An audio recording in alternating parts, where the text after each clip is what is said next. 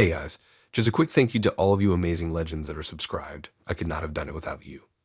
But most of you listening aren't subscribed, so please do us a favor and hit the subscribe button and like this video. It's free and it really helps our small team out. Thank you. I never thought I'd be the one with a crazy ex story. You hear about these things happening to other people, but you never imagined it could be you. That's how I felt when I moved into my new apartment after breaking up with Charles. I was ready for a fresh start, eager to leave behind the drama and pain of our relationship. The first few weeks were bliss. I painted the walls a soft blue, bought a cozy new couch, and even splurged on some fancy kitchenware. My friends kept telling me how much happier I seemed, and I believed them. I thought I was finally free. But then things started to feel off. It was subtle at first.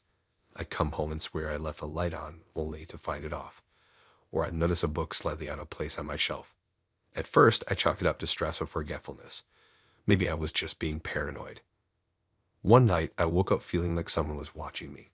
The room was dark and quiet, but I couldn't shake the sensation of eyes on me. I brushed it off as a bad dream and went back to sleep. But the feeling lingered for days. I started double-checking the locks, peering out the windows more often. Something wasn't right, but I couldn't put my finger on it. A week later, I was deep cleaning my bedroom. I pushed my bed away from the wall to vacuum behind it, and I noticed something odd.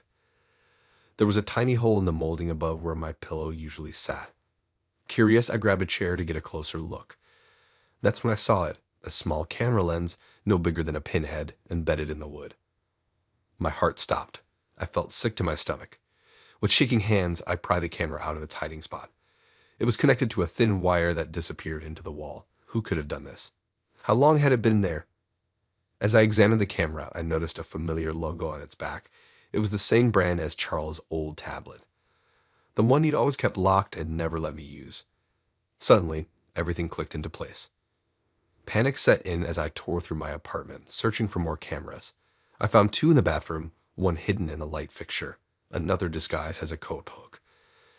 There was one in the living room, tucked behind a picture frame, and another in the kitchen, nestled among my potted herbs. Each discovery made me feel more violated, more exposed. How had he gotten in? I changed the locks right after we broke up. Then I remembered the spare key. He'd insisted on having one just in case when we were together. I'd completely forgotten about it in the chaos of the breakup. He must have kept it all this time, waiting for the right moment. I called the police immediately. While I waited for them to arrive, I paced my apartment, jumping at every little sound. What if Charles knew I found the cameras? What if he was watching me right now? The officers arrived quickly. They listened to my story, examined the cameras, and dusted for fingerprints. They were kind but professional, assuring me they'd do everything they could to catch Charles. But as they left, I couldn't help feeling like they didn't fully grasp the gravity of the situation. That night, I couldn't sleep. Every creak of the building, every car passing outside made me jump. I kept imagining Charles lurking in the shadows, watching me. I called my best friend, Sarah, and she came over to stay with me. The next day, we went to the police station to give a formal statement. The detective assigned to my case listened carefully, taking notes as I recounted everything. When I finished, he leaned back in his chair with a grim expression. "Miss," he said, "I'm afraid the situation might be even more serious than we initially thought." He turned his computer screen towards me, showing a website I'd never seen before. My blood ran cold as I realized what I was looking at. It was a live stream of my apartment. Multiple camera angles showed my bedroom, bathroom, living room, and kitchen. A chat box on the side was full of lewd comments from viewers. The detective explained that Charles hadn't just been watching me for his own twisted pleasure. He'd been streaming the footage online, selling access to strangers who wanted to watch me in my most private moments. I felt like I was going to be sick. The thought of unknown eyes on me made my skin crawl. How many people had seen me? How long had this been going on? The next few weeks were a blur of police interviews, lawyer meetings, and sleepless nights. I couldn't stay in my apartment anymore. Every corner held a potential hiding spot for another camera. Sarah let me crash on her couch while we figured out what to do next. The police tracked the website and found evidence linking it to Charles.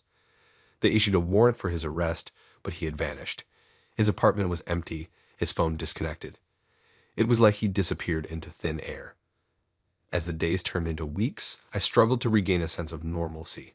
I jumped at shadows, flinched when strangers looked at me too long. The feeling of being watched never really went away. Finally, after a month on the run, Charles was caught trying to cross the border into Canada. The police found his laptop, which contained hours of footage from my apartment and detailed records of his online streaming business. Seeing him in court was surreal. He looked smaller somehow, less threatening, but the smirk on his face as he pleaded not guilty made my blood boil. The trial was long and grueling, forcing me to relive every violation, every moment of fear. In the end, justice prevailed. Charles was found guilty on multiple charges, including stalking, invasion of privacy, and distribution of illegal content. The judge sentenced him to several years in prison. As I left the courthouse that day, I felt a weight lift off my shoulders. Charles was behind bars, his twisted online business shut down.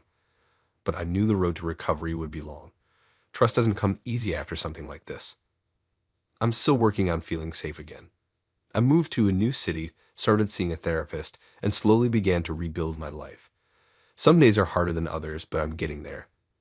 And if sharing my story helps even one person recognize the signs of a stalker or feel less alone in their own struggles, then maybe some good can come from this nightmare after all.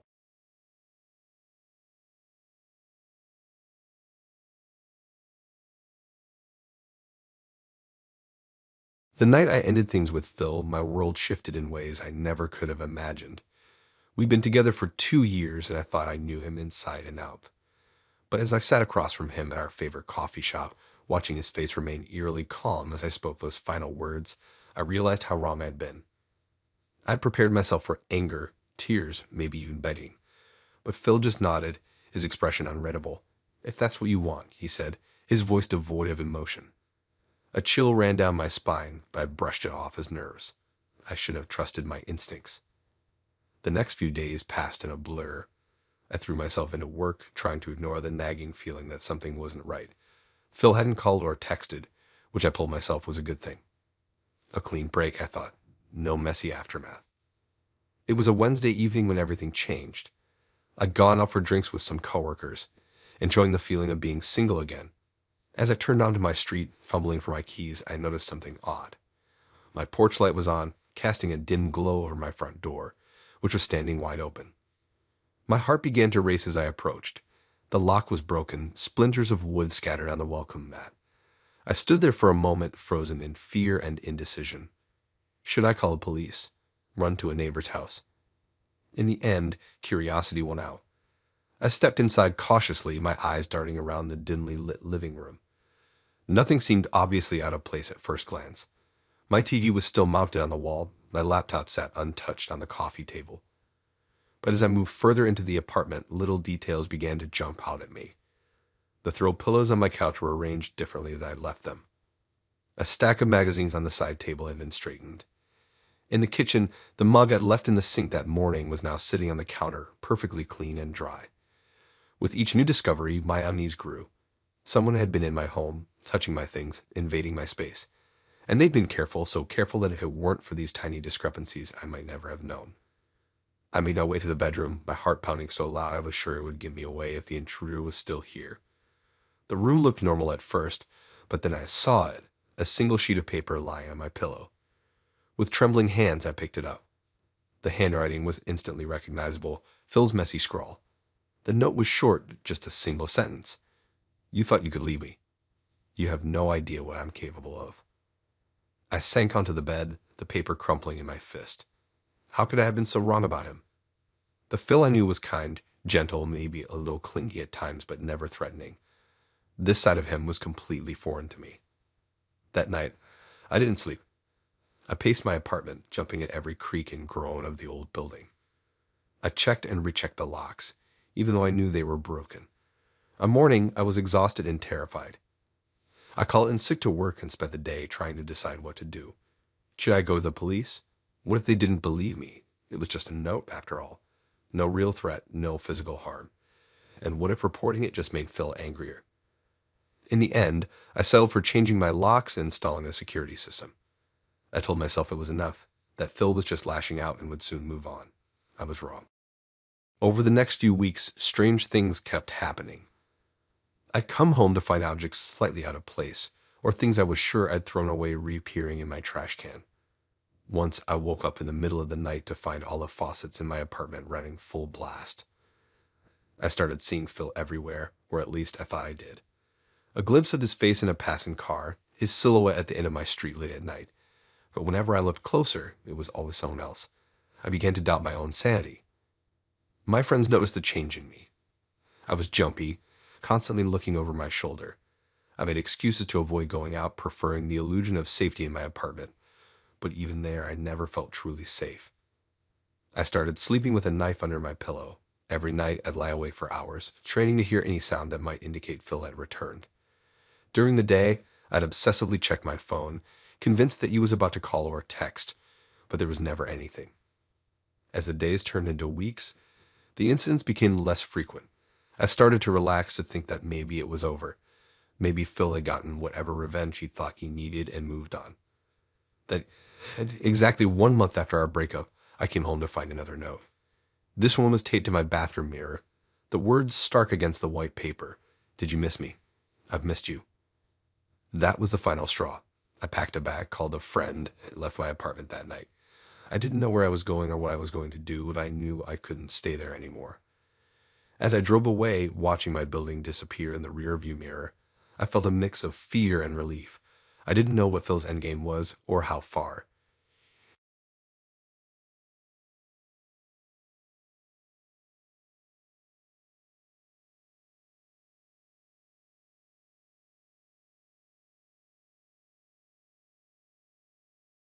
I never expected to be looking over my shoulder everywhere I went. But that's exactly what happened after I broke up with Sydney. What started as a normal breakup turned into a living nightmare that I couldn't seem to escape. It all began on a Friday night. I'd finally worked up the courage to end things with Sydney after months of a toxic relationship. The breakup itself was messy, with lots of tears and accusations. I thought that would be the end of it. How wrong I was. At first, everything seemed fine. I changed my phone number, blocked Sydney on all social media platforms, and even moved to a new apartment across town. I was ready for a fresh start, free from all the drama that had consumed my life for the past year. For a few weeks, I felt that I could breathe again. I started going out with friends, focusing on my work, and even considering dating again. But then the packages started arriving. The first one showed up on a Tuesday afternoon. I wasn't expecting anything, so I was curious when I saw the small brown box sitting on my doorstep. Inside it was a framed photo of Sydney and me from our first vacation together. Along with it was a handwritten note that made my blood run cold. We can be happy again, just give me another chance. I tried to shake it off as a desperate attempt at reconciliation, but something about it felt off.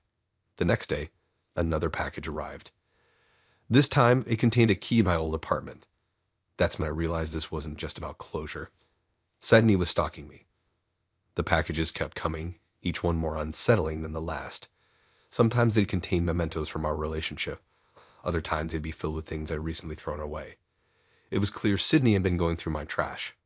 But it wasn't just the packages. I started noticing her everywhere. She'd be outside my new apartment, watching me through the windows. I'd catch glimpses of her following me on my way to work. Once, I even saw her sitting a few tables away at my favorite coffee shop, pretending to read a book while stealing glances at me. The constant feeling of being watched was driving me crazy. I started changing up my routines, taking different routes to work, and avoiding my usual hangout spots. But somehow, Sydney always seemed to find me. One night, as I was taking out the trash, I came face to face with her in the alley behind my building. She was just standing there, smiling at me like everything was normal. I froze, not knowing what to do or say. She took a step towards me, and I bolted back inside, my heart racing. I tried talking to the police, but they said there wasn't much they could do without concrete evidence of a threat. They suggested I document everything and consider getting a restraining order. I did both, but that piece of paper seemed to mean nothing to Sydney. The situation kept escalating. Sydney managed to get my new phone number somehow and started calling it at all hours of the night. Sometimes she'd talk, begging me to take her back. Other times, she'd just breathe heavily into the phone. My friends and family were worried sick. They offered to let me stay with them, but I didn't want to put anyone else at risk. Plus, a part of me was stubborn. I didn't want to let Sydney win by forcing me out of my own home. Things came to a head on a rainy Friday night, exactly 2 months after our breakup. I was coming home late from work, exhausted and on edge. As I approached my apartment building, I saw a figure huddled near the entrance. My heart sank as I recognized Sydney's silhouette. She was soaking wet, her makeup running down her face. As I got closer, I could see the wild look in her eyes. She started rambling about how we were meant to be together and that she wouldn't leave until I understood. I managed to push past her and get inside, quickly locking the door behind me. But Sydney didn't leave. She stood outside, pounding on the door and screaming my name. I called the police, my hands shaking as I tried to explain the situation. By the time they arrived, Sydney had worked herself into a frenzy. They had to physically restrain her to get her into the police car. After that night, Sydney was charged with stalking and harassment. She ended up getting mandatory psychiatric treatment, which brought me some relief. But even with her gone, I couldn't shake the feeling of being watched. The next few months were a blur of therapy sessions, court appearances, and sleepless nights. I installed a high-tech security system in my apartment and started taking self-defense classes. Slowly but surely, I began to feel safer. It took almost a year before I felt comfortable enough to start dating again. Even then, I was always looking over my shoulder, half expecting to see Sydney lurking in the shadows. Now, 3 years later, I'm in a much better place. I've moved to a new city and started a new job. I'm in a healthy relationship with someone who respects my boundaries, but I'll never forget those terrifying months when my ex turned my life into a horror story. Sometimes I still get jumpy when I hear an unexpected noise or see a stranger watching me for too long. The experience has left its mark on me, changing the way I approach relationships and trust. As for Sydney, I heard she completed her treatment program and moved back to her hometown. I hope she's gotten the help she needed and found peace, but I also hope our paths never cross again. In the end, I survived my brush with the stalker ex. It wasn't easy, and there were times when I thought I'd never feel normal again. But I made it through stronger and wiser for the experience. Now I'm focusing on the future, determined not to let the past define me.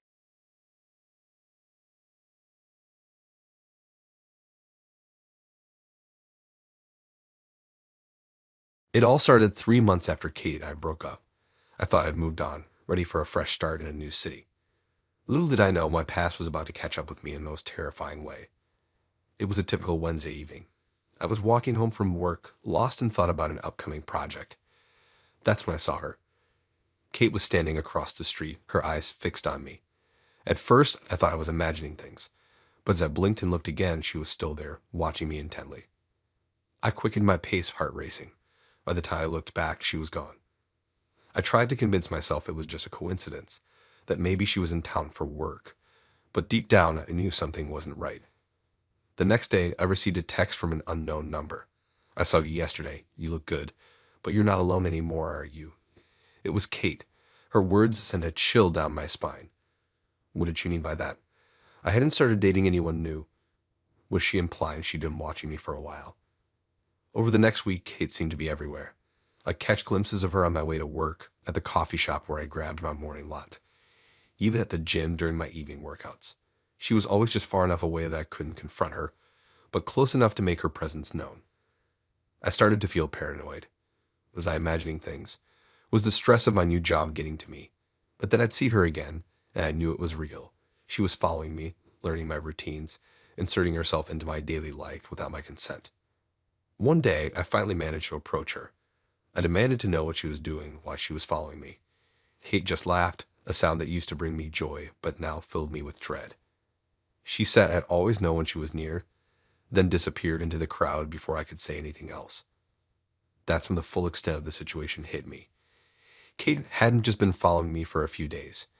She'd been doing it for weeks, maybe even months. She knew my schedules, my habits, my favorite places. She had learned the rhythms of my life and was now a part of them, whether I wanted her to be or not. I started noticing little things I'd overlooked before. The faint scent of her perfume lingering in places I'd just been. A flash of her reflection in store windows as I passed by. It was like she was a ghost, always present but just out of reach. Panic set in. I tried changing my routines, taking different routes to work, finding new places for lunch. But somehow Kate always seemed to know. No matter where I went or what I did, I'd eventually spot her. She was always one step ahead, anticipating my every move. The constant state of alertness was exhausting. I couldn't relax, couldn't let my guard down. Every time I entered a public space, my eyes would dart around, searching for any sign of her. My nights were restless, filled with dreams of being chased by a faceless figure. I considered going to the police, but what could I tell them? that my ex-girlfriend was occasionally in the same public place as me. It all sounded so harmless when put into words. I had no proof of her stalking, no evidence of any actual threat, just my growing fear and paranoia. My work started to suffer. I was constantly distracted, jumping at every unexpected noise or movement. My boss noticed and asked if everything was okay. I mumbled some excuse about not sleeping well, unable to explain the real reason for my distraction. Friends tried to help, but they couldn't understand. They suggested I was overreacting, seeing Kate because I was thinking about her too much. But I knew the truth. She was there, always watching, always waiting. Their disbelief only made me feel more alone. I started to question everything and everyone around me. Was that new neighbor really just being friendly, or had Kate somehow orchestrated our meeting? Was a waiter at my favorite restaurant reporting my visits to her? My world began to shrink as I grew more and more isolated, trusting no one. Weeks turned into months. The sightings became less frequent, but they never stopped completely. Just when I'd start to relax, thinking maybe it was finally over, I'd catch a glimpse of her again. It was like she was toying with me, letting me believe I was free before reminding me of her presence. I tried dating, hoping it might help me move on. But every time I met someone new, I couldn't help but wonder if Kate was watching. Was she jealous? Angry? Would she try to interfere? It made it impossible to form any real connections. After a few failed attempts, I gave up, resigning myself to solitude. The constant stress took its toll on my health.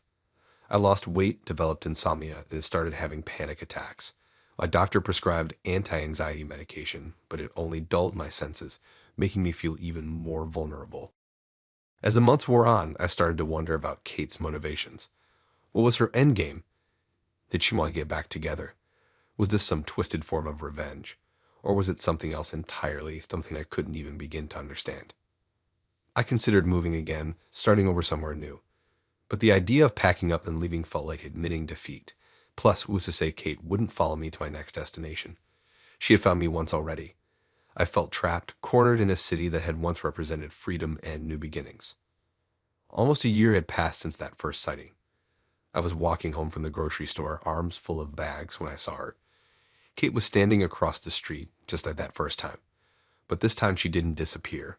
She started walking towards me, a small smile on her face. My heart pounded as she approached. I stood frozen, unable to move or speak. Kate stopped right in front of me, her familiar scent washing over me. She reached out and touched my arm gently. "It's been fun," she said softly, "but I think it's time for me to move on. Goodbye, for real this time." And with that, she turned and walked away. I watched her go, my mind reeling. Was it really over, or was this just another part of her game? I don't know if I'll ever see Kate again. But I do know that the experience had changed me forever. The carefree person I once was gone, replaced by someone always looking over his shoulder, always waiting for the other shoe to drop.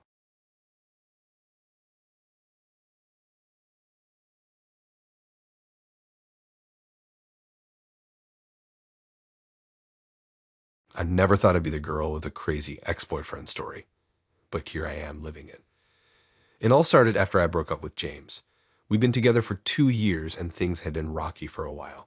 When I finally ended it, he didn't take it well. He begged, he pleaded, he even showed up at my work once. I thought blocking him on all my social media and changing my phone number would be enough to get the message across. For months, it seemed to work. I heard nothing from James. No calls, no messages, no surprise visits. I started to relax, to feel like I could breathe again. I even started dating someone new, a guy named Mike I met through work. Then one day, out of the blue, I got a message on Instagram. It was from Sarah Johnson, a girl I knew back in high school. We weren't close friends, but we ran in the same circles. The message was casual, just asking how I'd been and what I was up to these days. I was surprised but happy to hear from her. We started chatting, catching up on the last few years. She asked about my job, my family, my love life. I told her about my new apartment, my promotion at work, even about Mike. It felt good to reconnect with someone from my past. We messaged back and forth for weeks. Sarah always seemed so interested in every detail of my life. She'd ask follow-up questions about things I mentioned days ago, remembering little details that you and I had forgotten. I thought it was sweet that she cared so much. Looking back, I should have seen the red flags. Sarah was always online, always ready to chat no matter what time of day or night I messaged her. She never talked much about her own life, always steering the conversation back to me. And sometimes her messages would have a different tone or use phrases that didn't quite fit. But I didn't notice any of that at the time. I was just happy to have someone to talk to, someone who seemed to genuinely care about my life. One day, about a month into our conversations, something felt off. Sarah asked about Mr. Thompson, our 11th grade English teacher. I laughed and mentioned the time he'd fallen asleep during our final exam. But Sarah didn't seem to remember it. She quickly changed the subject, but it stuck in my mind. That night, I couldn't shake the feeling that something was wrong. On a hunch, I reached out to another old classmate, Emily. I casually asked if she'd been in touch with Sarah recently. Emily's response made my blood run cold. As far as she knew, Sarah had moved to Australia right after graduation and barely kept in touch with anyone from our town. My heart started racing. I went back through all my conversations with Sarah, analyzing every word. How did this person know so many details about my life in high school? About inside jokes and teachers and events? Then it hit me. There was only one person who would know all those things. James. I felt sick to my stomach. All those weeks, all those conversations. It had been him the whole time. He created this elaborate fake profile complete with old photos he must have found somewhere, all to trick me into talking to him again. I immediately blocked the account and set all my profiles to private. But the damage was already done. I told him everything about my new life, where I lived, where I worked, my daily routines. I'd even told him about Mike. For days, I was paralyzed with fear. I kept seeing James's face in crowds, convinced he was following me. Every time my phone buzzed, I jumped. I was terrified to leave my apartment, scared of who I might run into. I considered going to the police, but what could I tell them? That my ex-boyfriend had pretended to be an old friend online. That I willingly gave him information about my life. I felt so stupid, so foolish. A week after I'd blocked Sarah, I came home from work to find a bouquet of sunflowers on my doorstep. My favorite flowers, something I'd mentioned to Sarah in passing. There was no card, no name, just the flowers. That was when I knew I couldn't stay in my apartment anymore. I packed a bag and went to stay with my sister across town. I told her everything, and she was furious. She wanted to confront James, but I begged her not to. I was afraid of what he might do. For the next few weeks, I lived like a ghost. I took time off work, afraid James might show up there. I stopped going to my usual places, my favorite coffee shop, my gym, the park where I like to run. I was constantly looking over my shoulder, jumping at every sound. Then one day, I got a text from Mike. He'd run into James at a bar downtown. James had approached him, acting like they were old friends, asking questions about me. Mike, not knowing our history, had answered his questions. He'd even mentioned our plans for the weekend. I was horrified. James was inserting himself into every aspect of my life, manipulating people around me. I felt like I was losing my mind. How could I trust anyone when I didn't know who James might have talked to, what lies he might have told? That was when I decided I couldn't live like this anymore. I needed to get away to start over somewhere James couldn't find me. I quit my job, sold most of my belongings, and bought a one-way ticket to a city on the other side of the country. I didn't tell anyone where I was going. Not my family, not my friends, not even Mike. It was the hardest decision I ever made, but I knew it was necessary. As I sit here in my new apartment, in a city where no one knows me, I still find myself looking over my shoulder sometimes. I still jump when my phone rings, but for the first time in months, I feel like I can breathe again. I don't know what the future holds. I don't know if James will ever stop looking for me, but I do know that I'm reclaiming my life one day at a time, and that's the start.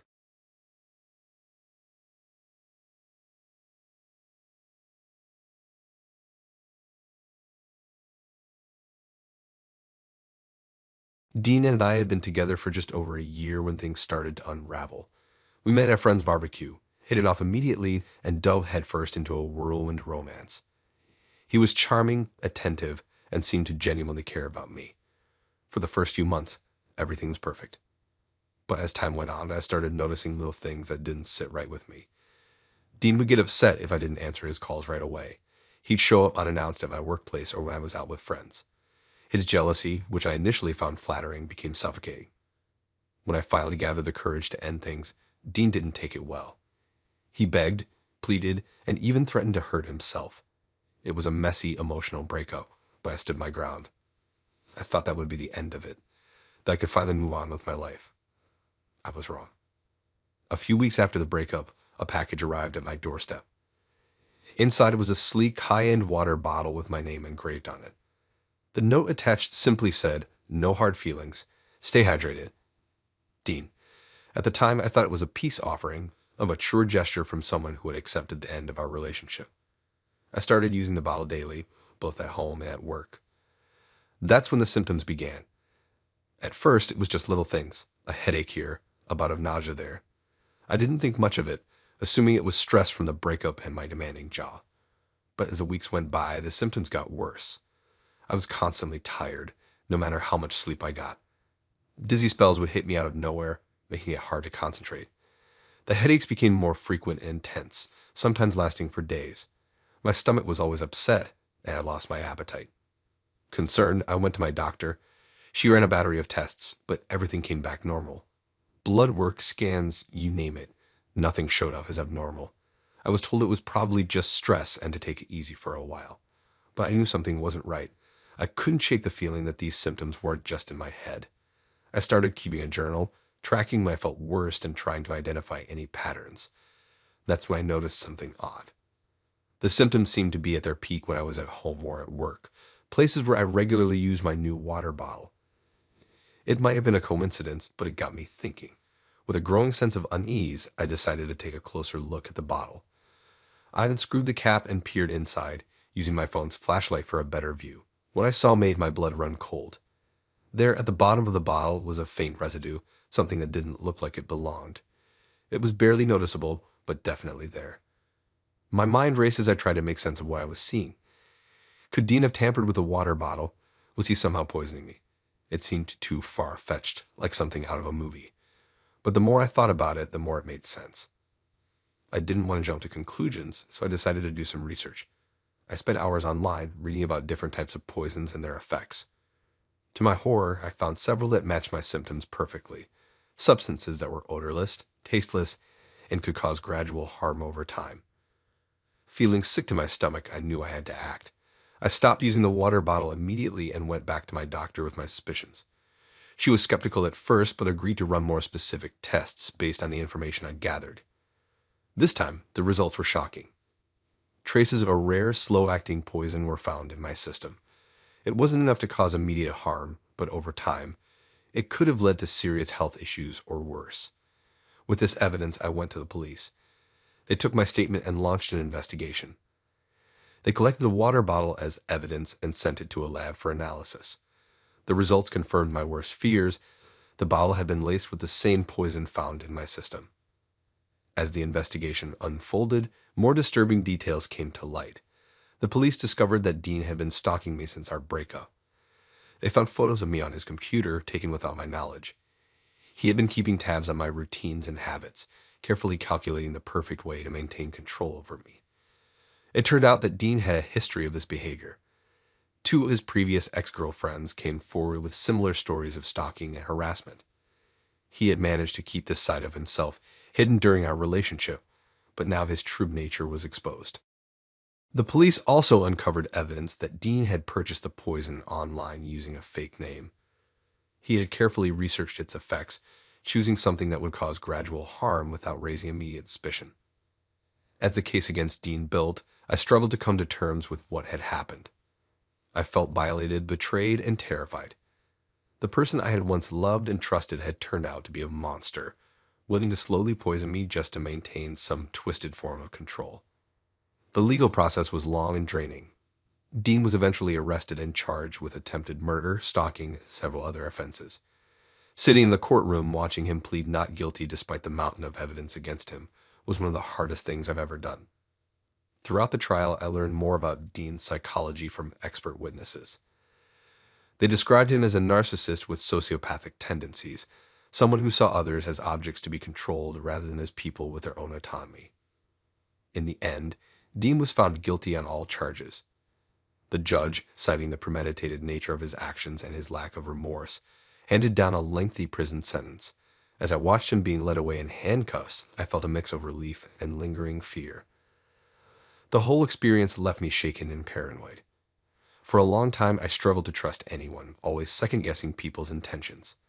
Simple things like accepting a drink from someone or using a public water fountain became anxiety-inducing ordeals. It's been 2 years since the trial, and I'm still working on healing. The physical effects of the poison have long since faded, but the emotional scars remain. I'm in therapy, working through the trauma and learning to trust again. It's a slow process, but I'm making progress day by day.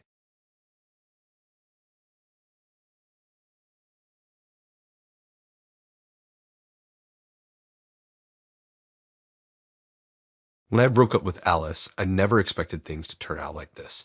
We'd been together for 2 years, but things had gotten rocky. When I finally ended it, I expected tears, maybe some yelling. Instead, Alice just disappeared. No calls, no texts, nothing. At first, I was relieved to thinking she'd taken it well. Little did I know this was just the beginning. A month passed, and I was starting to move on. Then, out of nowhere, Alice showed up at my door. She looked terrible, hair a mess, clothes rumpled, eyes red and puffy. My heart sank as I saw her standing there, completely broken. She told me she couldn't live without me, that her life had fallen apart. Guilt washed over me. Had I really caused her this much pain? I couldn't bear to see her like this, so I invited her in. She promised she'd only stay for a week, just to get back on her feet. That first night, Alice cried herself to sleep on my couch. I lay awake, wondering if I'd made a mistake by letting her stay. But in the morning, she seemed a bit better, even managing a weak smile as she thanked me for my kindness. As the days passed, Alice's behavior became increasingly erratic. She had these intense panic attacks that left her gasping for air. I'd find her curled up in a ball, shaking uncontrollably. Once, she even fainted in the kitchen, and I had to catch her before she hit the floor. Other times, she'd break down crying for hours on end. She'd talk about how she'd lost her job, couldn't pay her rent, and had no one else to turn to. Each story made me feel more responsible for her well-being. A week turned into 2, then 3. I started feeling trapped, but how could I kick her out when she was so clearly struggling? My friends noticed how stressed I was, but I brushed off their concerns. It felt like I owed it to Alice to help her through this tough time. As time went on, Alice's presence in my life grew more overwhelming. She'd call me at work, saying she was having a crisis and needed me to come home immediately. More than once, I left early only to find her seemingly fine when I arrived. She started rearranging things in my apartment, saying she was trying to make it feel more like our space. When I objected, she'd burst into tears, accusing me of not wanting her there. I'd end up apologizing, feeling guilty for upsetting her. Alice also began isolating me from my friends and family. She'd create drama whenever I tried to go out, having a meltdown or claiming she was too anxious to be left alone. Gradually, I stopped making plans altogether, afraid of triggering another episode. One day, about 6 weeks into her stay, I came home to find Alice had cooked an elaborate dinner. She'd set the table with candles and wine, saying she wanted to thank me for everything I'd done. As we ate, she started talking about our future together, as if we were still a couple. When I gently reminded her we weren't, her face crumpled, and she ran to the bathroom sobbing. I spent that night on the couch, unable to sleep, wondering how I'd gotten into this situation. I felt like I was living with a ticking time bomb, never knowing what might set her off next. The next morning, while Alice was in the shower, I noticed her phone light up with a message. I usually wouldn't snoop, but the preview caught my eye. It was from her friend, asking how the plan was going. Curiosity got the better of me, and I glanced at the screen. What I saw made my blood run cold. Alice had sent a message saying, "This is how I'm going to get him back. I know I'll never leave if I keep playing the victim." In that moment, everything clicked into place. The breakdown wasn't real. It was all part of her manipulation. She had never stopped wanting me back. She was using her crisis to make me feel trapped. The whole time, she was using my guilt as a weapon. I felt sick to my stomach. How could I have been so blind? All those panic attacks, all those tears, were they all fake? I started replaying every interaction we had since she showed up at my door, and suddenly everything looked different. I knew I had to confront her, but I was afraid of how she might react. Would she deny it? Would she have another breakdown? I decided to wait until the next day, giving myself time to figure out what to say. That night was one of the longest of my life. I barely slept, tossing and turning as I tried to come to terms with what I had discovered. By morning, I was exhausted but determined. When Alice woke up, I calmly told her what I'd seen. At first, she tried to deny it, but when she realized I wasn't buying it, her whole demeanor changed. The vulnerable, broken person I'd been living with for weeks disappeared, replaced by someone cold and calculating. She admitted to everything, saying she did it because she loved me and couldn't stand the thought of losing me. But I could see now that this wasn't love. It was obsession and manipulation. I told her she needed to leave immediately. She tried to argue to make me feel guilty one last time, but I stood my ground. I helped her pack her things and called her a cab. As she left, I felt a mix of relief and anger. Relief that it was over and anger at myself for falling for her act. In the days that followed, I changed my locks and blocked Alice's number. I was jumpy for weeks, half expecting her to show up at my door again. But she never did. It took time, but eventually I started to feel like myself again. I reconnected with friends I neglected during Alice's stay and threw myself into work and hobbies.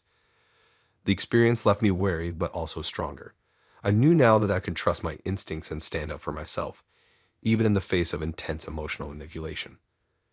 As I moved forward with my life, the memory of those weeks with Alice began to fade. But I never forgot the lesson I'd learned about the importance of maintaining boundaries, even when it's difficult. It was a hard-won piece of wisdom, one that would shape my relationships for years to come.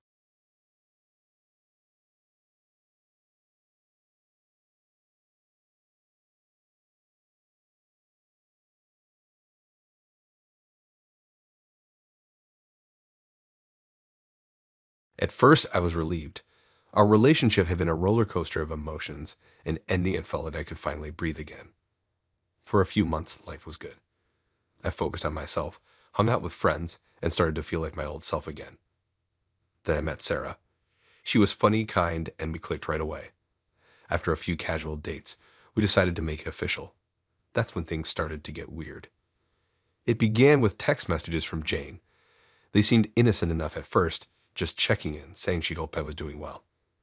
I thought it was mature of her to reach out, so I responded politely but kept things brief. As the weeks went by, the tone of her messages changed. She started making comments about Sarah, claiming she knew her somehow. Jane would send cryptic texts like, "I've seen Sarah around. Be careful with her." Or, "You know she's not right for you, don't you?" At first, I brushed it off as jealousy, but something about it felt off. It was like Jane was trying to plant seeds of doubt in my mind about my new relationship. I tried to ignore it, but Jane's behavior escalated. Soon, I found myself running into her in the most unlikely places. If Sarah and I tried a new coffee shop, Jane would be there. When we went to a local concert, she'd show up, acting surprised to see us. Each time, she put on a fake smile and pretend to be supportive, but I could sense the underlying tension. These coincidences became more frequent, and I started to feel uneasy. It was like Jane was always watching, always one step ahead. I couldn't shake the feeling that she was trying to destroy my relationship with Sarah from the inside out. One night, things took an even stranger turn. I was scrolling through my phone looking for a photo I'd taken of Sarah and me at a recent outing. As I flipped through my gallery, I stumbled upon an old picture I didn't remember taking. It showed Jane and Sarah together smiling at the camera. My heart raced as I stared at the image, trying to make sense of it. How was this possible? Sarah had never mentioned knowing Jane, and I was certain they'd never met. Confused and alarmed, I decided to confront Jane about the photo. When I showed it to her, she just smiled in a way that sent chills down my spine. Her words haunted me for days afterward. She told me I'd never be happy without her, and that she'd make sure of it. It was clear then that Jane wasn't just jealous. She was obsessed and determined to use my past to destroy my future. From that moment on, I felt I was living in a nightmare. Every text, every unexpected encounter, every strange occurrence made me question my sanity. Was Jane really going to these extremes, or was I just paranoid? The line between reality and imagination began to blur. I tried talking to Sarah about it. I was afraid of sounding crazy or making her think I wasn't over my ex. Plus, I didn't want to drag her into this mess. So I kept it to myself, constantly looking over my shoulder and second-guessing everything. Jane's tactics became more elaborate. She started showing up at my workplace, always with a plausible excuse. She'd send cryptic messages that seemed innocuous on the surface but carried veiled threats. It was like she was playing a twisted game, seeing how far she could push before I broke. The stress started affecting my relationship with Sarah. I became distant and jumpy, always on edge. She noticed the change in my behavior and asked what was wrong, but I couldn't bring myself to explain. How could I tell her that my ex-girlfriend seemed to be stalking us and trying to tear us apart? As weeks turned into months, the situation only worsened. Jane's presence in my life became a constant, unwelcome shadow. She'd leave small, meaningful objects from our past relationship in places where I'd find them.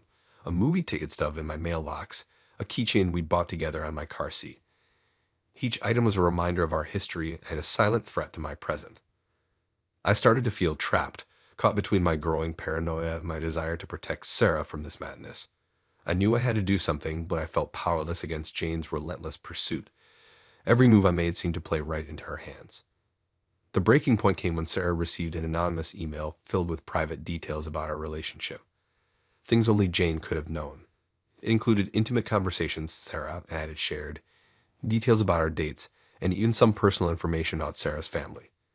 The email was designed to make Sarah doubt me, suggesting that I was still involved with Jane and playing them both. Seeing Sarah's hurt and confused face when she showed me the email, I knew I couldn't keep this to myself any longer. With a heavy heart, I sat her down and told her everything. I explained about Jane's strange behavior, the coincidental meetings, the cryptic messages, and the mysterious photo. To my relief, Sarah believed me. She was understandably shaken, but stood by me. Together, we decided to take action. We started by documenting every incident, saving screenshots of messages, noting down every unexpected encounter, and keeping a record of all the strange occurrences. We changed our routines, avoided places where Jane might show up, and I blocked her on all my social media and communication channels. But Jane wasn't deterred. She found new ways to get to us. She created fake social media profiles to keep tabs on us, sent letters to my workplace, and even contacted some of our mutual friends to spread rumors about me and Sarah. The situation reached a boiling point when we discovered a hidden camera in my apartment. It was tucked away in a potted plant, a housewarming gift that had mysteriously appeared on my doorstep a few weeks earlier. The realization that Jane had been watching us in our most private moments was the last straw. With our compiled evidence, including the hidden camera, we went to the police. Filing a report and explaining the months of stalking and harassment was a draining experience, but it felt like a necessary step. The officers took our statements seriously and started an investigation. In the following weeks, we navigated a complex legal process. We filed for a restraining order against Jane, which was granted based on the evidence we provided. The police investigation uncovered even more disturbing details about Jane's obsession, including a journal detailing her plans to mess up my relationship with Sarah. As the legal proceedings unfolded, I felt a mix of relief and lingering fear. The immediate threat had been addressed, but the psychological impact of months of stalking and manipulation lingered. Sarah and I decided to seek counseling to help us process the experience and rebuild our sense of security. The nightmare with Jane isn't entirely over. There's still a court case pending, and sometimes I catch myself looking over my shoulder, half expecting to see her face in the crowd. But with each passing day, her hold on my life weakens. Sarah and I are working on moving forward, focusing on our relationship and the future we want to build together, free from the shadow of my past.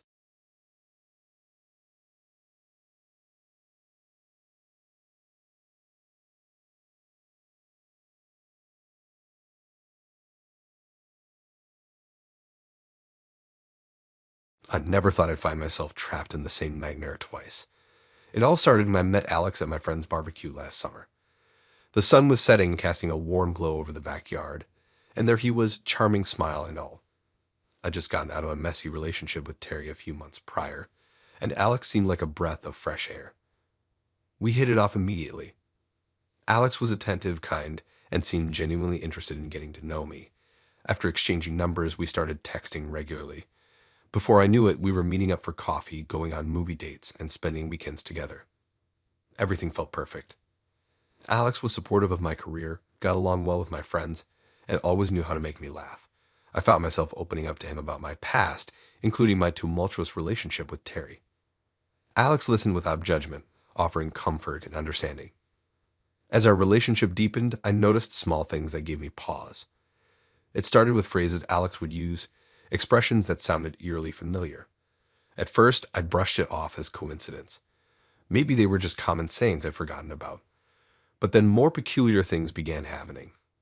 One morning, Alex surprised me with my favorite coffee order, a complicated concoction I'd never mentioned to him. When I asked how he knew, he just shrugged and said he must have picked it up somewhere along the way. These instances of deja vu became more frequent.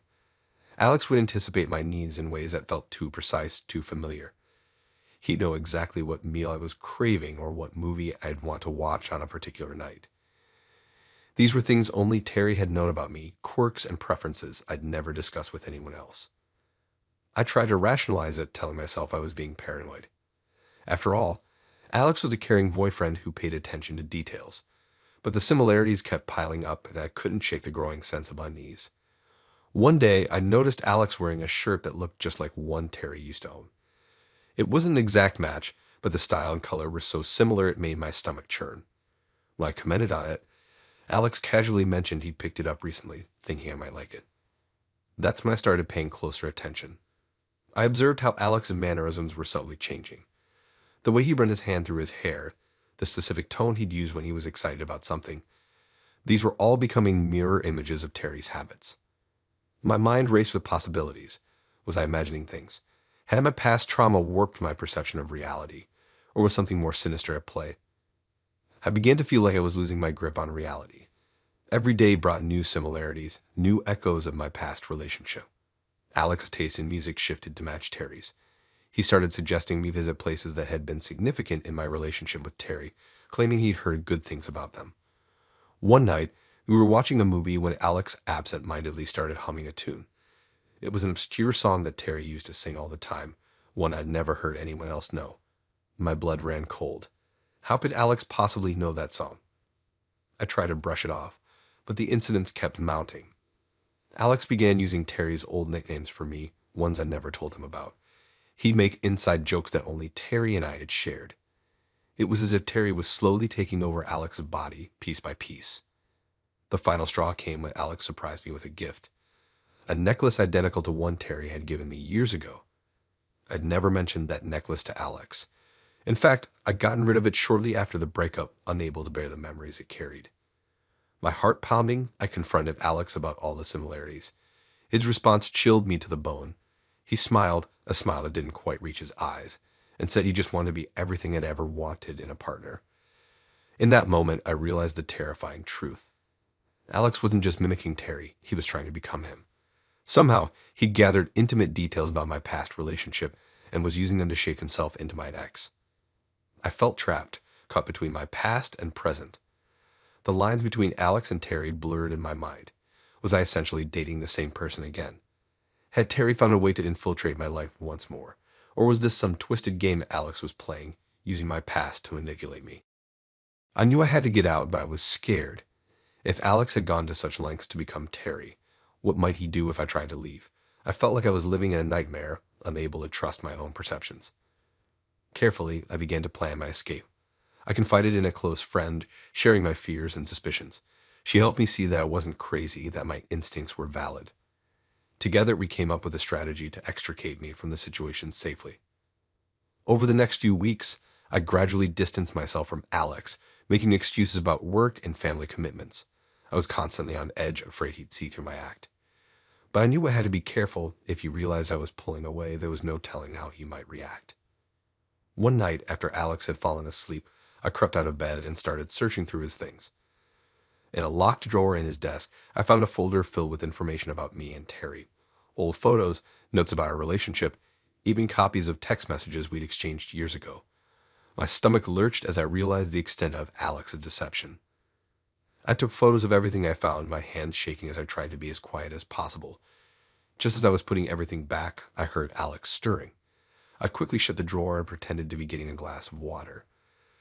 The next day, I put my escape plan into action. I waited until Alex left for work, then quickly packed my essential belongings. I left a brief note saying I needed some time alone and asked him not to contact me. Then I left, my heart pounding as I locked the door behind me for the last time.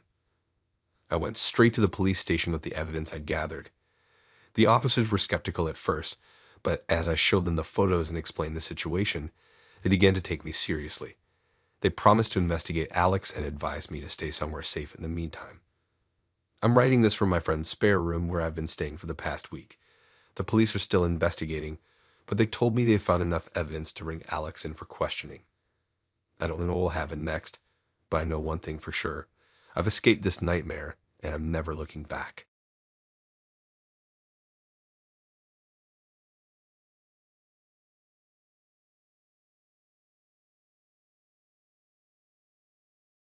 After breaking up with Adam, I did what most people do, blocked him on social media and tried to move on with my life. It wasn't easy, but I was managing. Then the strange invitations started coming. At first, it was just a few emails.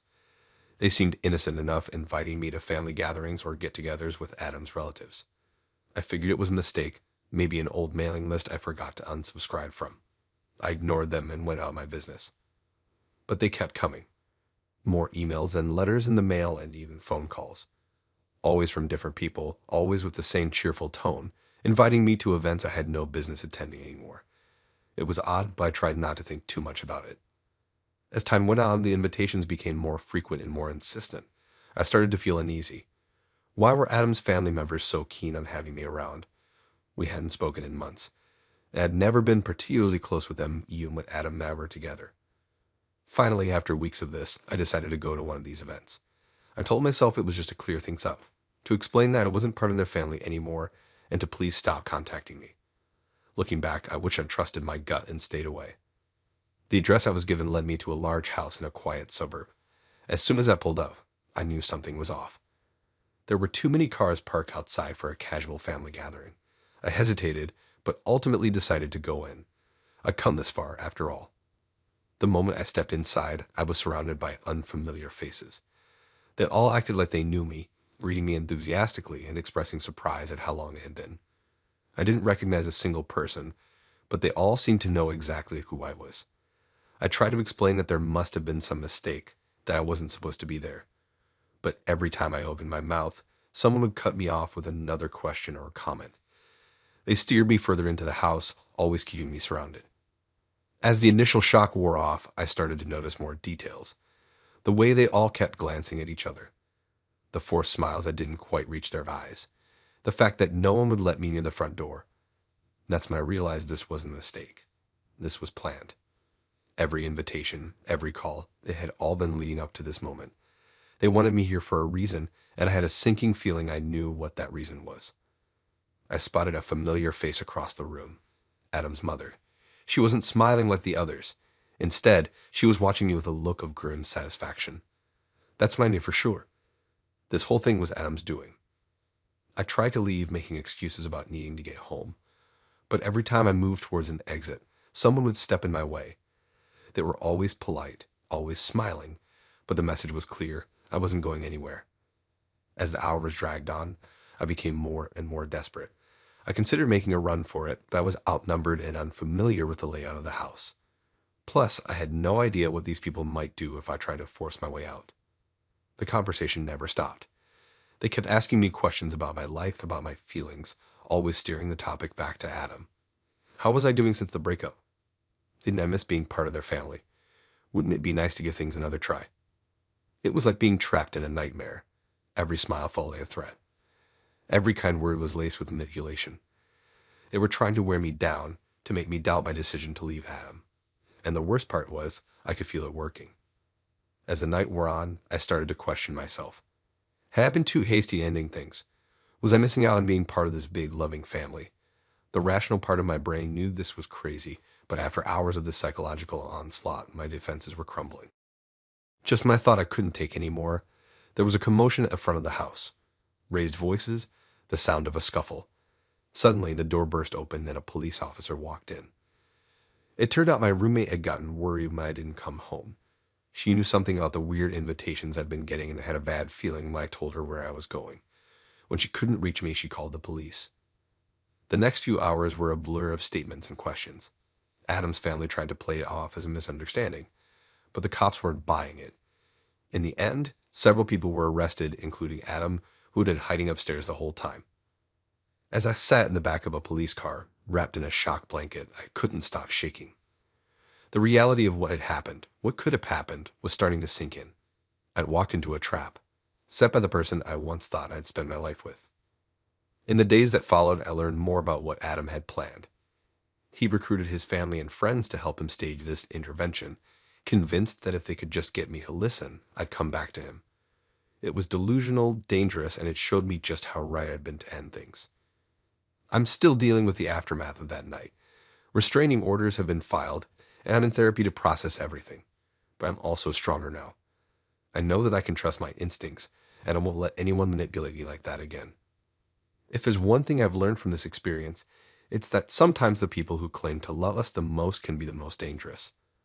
Love shouldn't feel like a trap. It shouldn't come with conditions or manipulation. Real love sets you free. It doesn't try to cage you.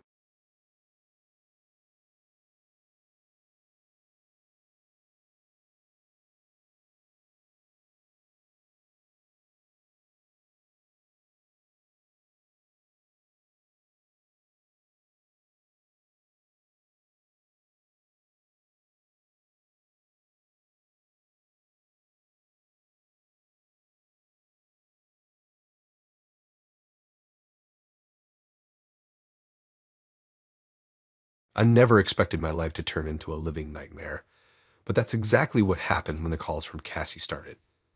It had been months since our messy breakup, and I thought I'd finally moved on. Then, out of nowhere, my phone lit up with an unfamiliar number. At first, I ignored it.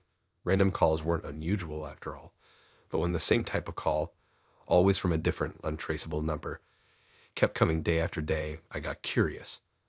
One evening, after a few drinks, I decided to pick up. Silence, just static crackling on the line. I was about to hang up when I heard it, a faint whisper that sent chills down my spine. It was Cassie's voice, distorted but unmistakable. She knew where I was, what I was doing. She said it wasn't over between us. I immediately blocked the number, but it didn't help. The calls kept coming from new numbers, each time revealing more about my daily life. She mentioned the coffee shop I'd visited that morning, the new shirt I'd bought, even the argument I'd had with my roommate. It was impossible. How could she know all this? I changed my number, thinking that would solve the problem. For a blissful week, there was silence. I started to relax, to believe it had all been some bizarre prank or misunderstanding. Then, on a Tuesday afternoon, my new phone buzzed with a text. Nice try, but you can't hide from me. The messages escalated quickly after that. She described my outfit before I even left the house, mentioned conversations I'd had in private, even referenced dreams I'd had the night before. It was like she was inside my head, reading my thoughts. I became paranoid, constantly looking over my shoulder, expecting to see her lurking in every shadow. I stopped going out, afraid she'd be watching. My friends noticed a change in me, but I couldn't bring myself to explain. How could I when it all sounded so crazy? One day, I received an email offering me a job I hadn't applied for. The position was perfect for me, almost too perfect. That's when I realized Cassie wasn't just watching. She was actively manipulating my life. I tried to fight back. I'd make fake plans, hoping to throw her off. I'd go to places I knew she hated, thinking she wouldn't follow, but nothing worked. She always seemed to be one step ahead. My mental health took a nosedive. I couldn't sleep, constantly waking up in cold sweats, convinced I'd heard her voice or seen her shadow. During the day, I was a nervous wreck, jumping at every unexpected noise. I lost weight, my work suffered, and I pushed away anyone who tried to help. Then came the package. A plain brown box left on my doorstep with no return address. Inside was a photo album filled with recent pictures of me. At work, at the gym, even asleep in my own bed. The final page held a single handwritten note. I'm always watching. That was it. Couldn't take any more. In a panic, I threw some clothes in a bag and left town that night. I drove for hours, not caring where I ended up, just needing to get away. I found myself in a small town several states over, checking into a cheap motel under a fake name. For the first time in months, I felt like I could breathe. I slept for nearly 24 hours straight, the exhaustion of constant vigilance finally catching up with me. When I woke up, I actually felt hopeful. Maybe, just maybe, I finally escaped. That hope lasted exactly 37 minutes. As I was contemplating whether to risk going out for coffee, my phone buzzed. Unknown number. The message read, Welcome to town. The diner on 5th makes great pancakes. My blood ran cold. How had she found me? I used cash. A fake name left no trail. It wasn't possible. Yet here was proof that no matter how far I ran, she would always be right behind me. In that moment, something in me snapped. I was tired of running, tired of being afraid. If Cassie wanted to play games, fine. Two could play at that. I decided to turn the tables on her. I started by setting up my own surveillance. Hidden cameras in my apartment, tracking software on my devices. I figured if she could watch me, I could watch her back. I created dummy social media accounts, spreading false information about my whereabouts and activities. I reached out to an old friend who worked in cybersecurity, swearing him to secrecy before explaining my situation. He helped me set up secure communication channels and taught me how to detect and avoid various tracking methods. Slowly but surely, I began to reclaim control of my life. I still received her messages, but now I was prepared. I started to notice patterns, little clues she inadvertently left behind. She wasn't as omniscient as she wanted me to believe.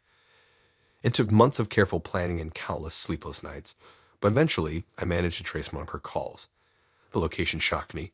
It wasn't coming from some remote hideout, but from an apartment building just a few blocks from my own. Heart pounding, I made my way there, not sure what I'd find or what I'd do when I found it. As I approached the building, I saw a familiar figure through a ground floor window. Cassie sat surrounded by computers and monitors, her eyes glued to a screen showing a live feed of my apartment. In that moment, seeing her there, all the fear and anger of the past months bubbled up inside me. Without thinking, I stormed into the building and pounded on her door. There was a scramble of movement inside, and silence. "I am never even there, Cassie," I called out. "It's over. I found you." The door opened slowly, revealing Cassie looking nothing like the confident tormentor I'd imagined. She was pale, unkempt, with dark circles under her eyes. For a long moment, we just stared at each other. Finally, she spoke, her voice barely above a whisper. "I just wanted you to notice me again." As the police led her away later that evening, I felt no satisfaction, no relief, just a bone-deep weariness and a lingering sense of unease. The nightmare was over, but its effects would stay with me for a long time to come. I knew I had a long road ahead to reclaim my sense of safety and trust, but for the first time in months, I felt ready to start that journey.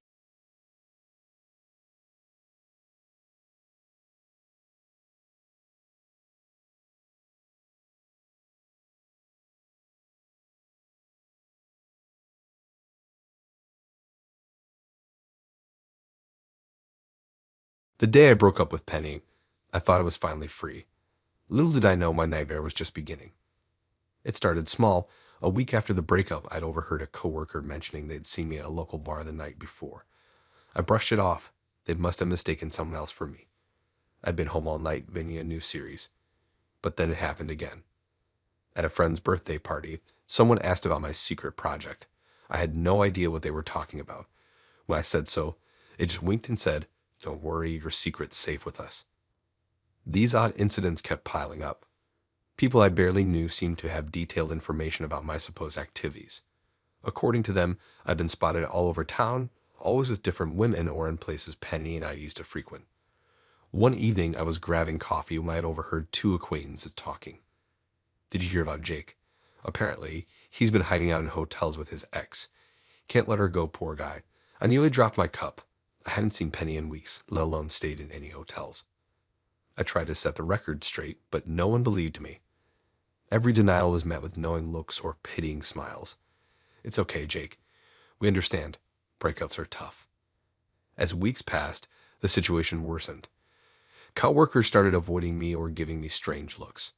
Friends became distant. I even had a date cancel last minute, saying she didn't want to get involved in my complicated situation.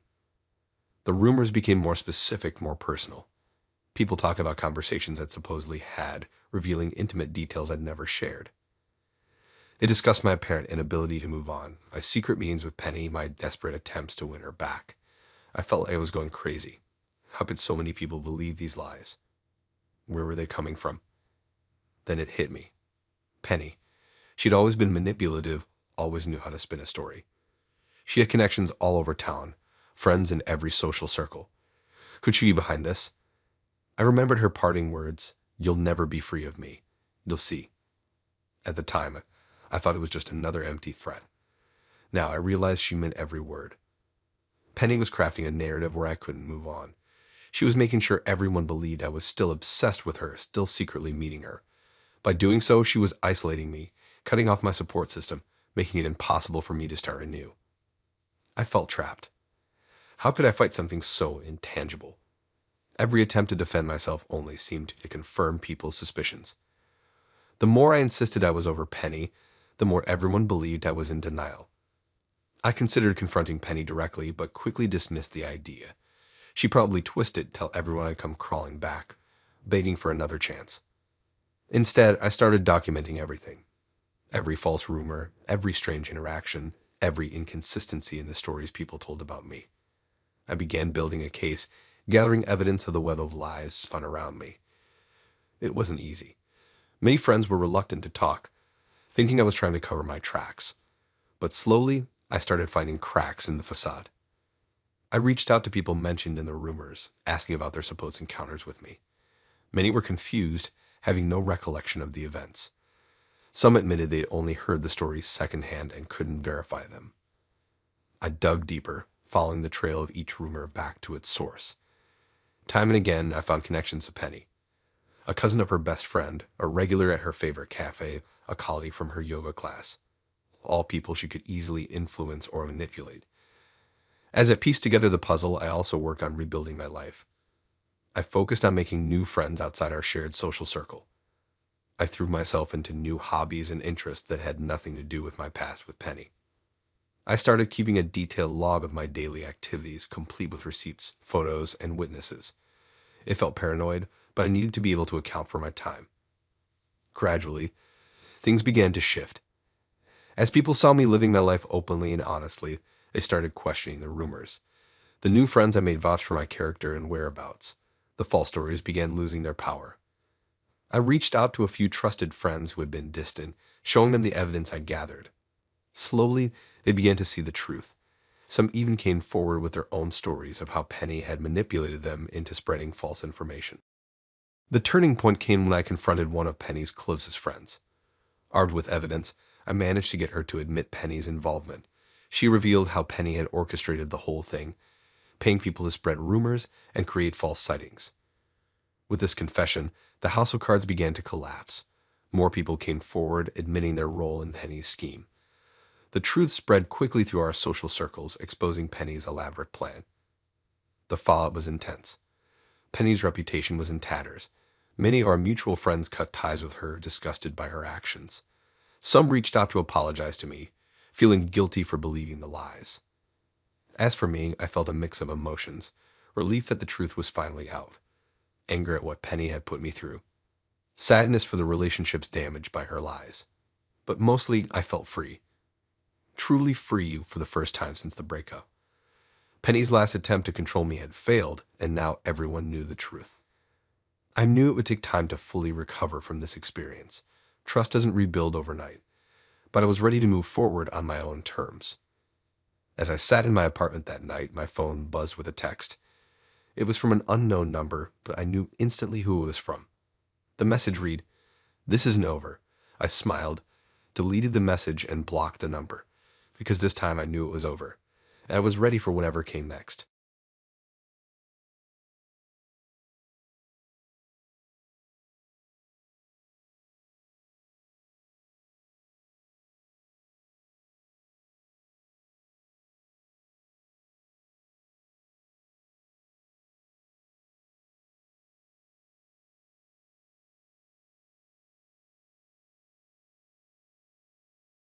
One day, I was moving on from a tough breakup. The next, I was caught in a nightmare of my ex's creation. It all started innocently enough, but quickly spiraled into something I couldn't have imagined in my wildest dreams. After Dylan and I split up, I threw myself into rebuilding my life.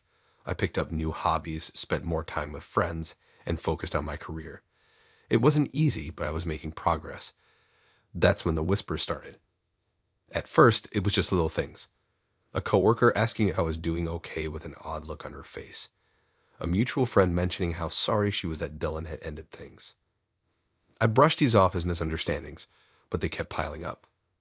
Then came the day I had overheard two colleagues talking in the break room. They were discussing how Dylan had dodged a bullet by breaking up with his crazy ex. It took me a moment to realize they were talking about me. I felt like I had been punched in the gut. As I started paying more attention, I noticed people treating me differently. Some were overly cautious, like they were walking on eggshells around me. Others gave me pitying looks or avoided me altogether. It was confusing and hurtful, but I couldn't figure out why it was happening. The truth came out in bits and pieces. A friend finally told me what she'd heard. Dylan was spreading stories about me. He was telling anyone who would listen that I was unstable, emotionally abusive, and that he had barely escaped our relationship with his sanity intact. I was shocked. Sure, our breakup hadn't been amicable, but I never thought Dylan would stoop so low. He was painting himself as a victim, the one who had tried so hard to make things work with his troubled girlfriend. And people were buying it. The stories got more elaborate as time went on. Dylan claimed I had threatened him, destroyed his property, and even stalked him after the breakup. None of it was true, but he told his tales with such conviction that people believed him.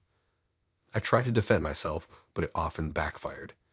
When I denied the accusations, people saw it as further proof of my instability. They'd exchange knowing glances or change the subject quickly. It felt like I was fighting a losing battle. The situation began to affect every aspect of my life. At work, I was passed over for a promotion I'd been working towards for months. My boss cited concerns about my personal issues affecting my performance. I knew Dylan's stories had reached even my professional life. Social gatherings became a minefield. I never knew who had heard what about me. Some friends started to distance themselves, not wanting to get involved in what they saw as a messy situation. Others tried to play peacemaker, suggesting I seek help or try to reconcile with Dylan. It was infuriating. Even my family wasn't immune. Dylan had charmed them during our relationship, and some of them still kept in touch with him. My own mother asked me if I was getting help for my issues. It took hours of tears and explanations to convince her that Dylan's stories were lies. As the weeks turned into months, I felt more and more isolated. It was easier to stay home than to face the constant judgment and whispers. I lost touch with friends who had sided with Dylan. My work performance suffered as I struggled to concentrate amidst the stress and anxiety. I tried everything I could think of to reclaim my narrative. I reached out to mutual friends to explain my side of the story. I even considered making public social media posts to set the record straight, but nothing seemed to work. The damage had been done, and Dylan's version of events had taken root. What hurt the most was realizing that Dylan didn't need me anymore. He had found a way to manipulate others and gain sympathy without me actually being in his life. My name had become a tool for him to use whenever he wanted attention or support. The situation came to a head when I ran into Dylan at a local coffee shop. He was with a group of friends, including some people we both knew. As soon as he saw me, he started loudly talking about how he hoped his ex wouldn't cause a scene. Everyone turned to stare at me. In that moment, something snapped. I was tired of being the victim in a story I never asked to be part of. I walked straight up to Dylan and his friends and calmly but firmly told them the truth. I explained how Dylan had been spreading lies, how he had manipulated the narrative of our relationship, and how his actions had affected my life. To my surprise, some of Dylan's friends looked uncomfortable. A couple of them even apologized to me later, saying they had started to suspect Dylan wasn't being entirely truthful. It wasn't a complete victory, but it was a start. From that day on, I decided to take control of my own story. I started being more open with people about what had happened. I showed them evidence that contradicted Dylan's claims, text messages, emails, anything that proved he was lying. Slowly, the tide began to turn. A few close friends admitted they had doubted Dylan's story all along, but hadn't known how to approach me about it. Others apologized for believing him without hearing my side. It wasn't a complete reversal, but it was progress. As word spread about Dylan's lies, people began to see him for who he really was. His own reputation started to suffer as others realized how manipulative he had been.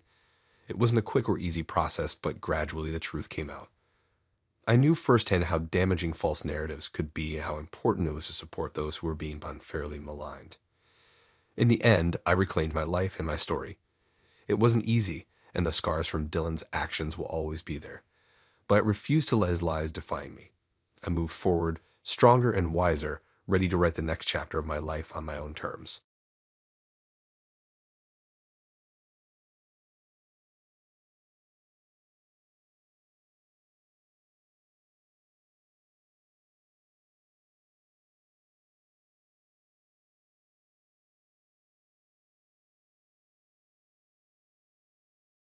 I never expected my life to turn into a living nightmare, but that's exactly what happened after I broke up with Jason. What started as a normal split quickly spiraled into something far more sinister. Looking back, I should have seen the warning signs, but hindsight is always 20/20, it's right. It all began about a month after our breakup. I was just starting to feel like myself again when the first package arrived. It was a small, unassuming envelope with no return address. Inside, I found a set of vintage postcards from a trip Jason and I had taken together last summer. At first, I thought it was sweet, maybe his way of reminiscing about the good times we'd shared. But then the notes started coming. They were always short, just a line or two, but something about them felt off. The handwriting wasn't Jason's, and the tone was different. One read, "You still look as beautiful as you did that day on the beach." Another said, "I miss seeing your smile in the morning sunlight." They were oddly specific, referencing moments I barely remembered. I tried to brush it off, telling myself it was just Jason's awkward attempt at reconciliation. But deep down, a nagging feeling told me something wasn't right. The frequency of the gifts increased, and they became more personal.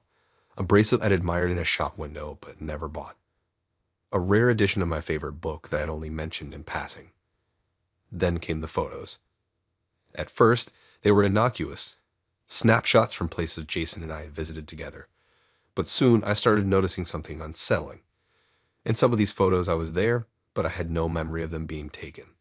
They captured private moments, me reading on my balcony, jogging in the park, even sleeping in my bed.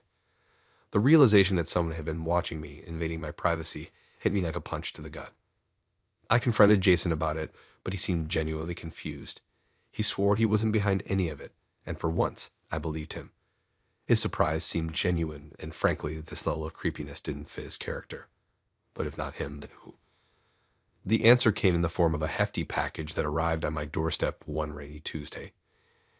Inside was an old, leather-bound family album. As I flipped through the pages, my hands shaking, I saw generations of Jason's family staring back at me. But something was wrong. In every photo, regardless of the era, Jason was there. Photos from the 1950s, the 1970s, even some that looked like they were from the early 1900s. And in each one, there was Jason, unchanged. Tucked in the back of the album was a letter. The handwriting matched the notes I'd been receiving. It explained everything yet nothing at all. Jason's family, it said, had a gift or a curse, depending on how you looked at it. They could move through time, reliving their lives over and over, and they had chosen me to be a part of their eternal family. The letter went on to describe how they had watched me across different timelines, falling in love with me in each one. They spoke of futures where Jason and I were happily married, of pasts where we met in different eras. To them, I was already family. It just needed me to remember to understand. I felt sick. This wasn't just a creepy ex or an overzealous family. This was something beyond my comprehension. They had been stalking me across time itself. The gifts kept coming, each one more disturbing than the last. A locket containing a picture of our children, kids I'd never had. A deed to a house we'd supposedly lived in together in the 1800s. Pressed flowers from a garden I'd apparently tended in the future. I changed my locks, my phone number, even my job, but they always found me. I'd wake up to find gifts on my nightstand, notes taped to my bathroom mirror.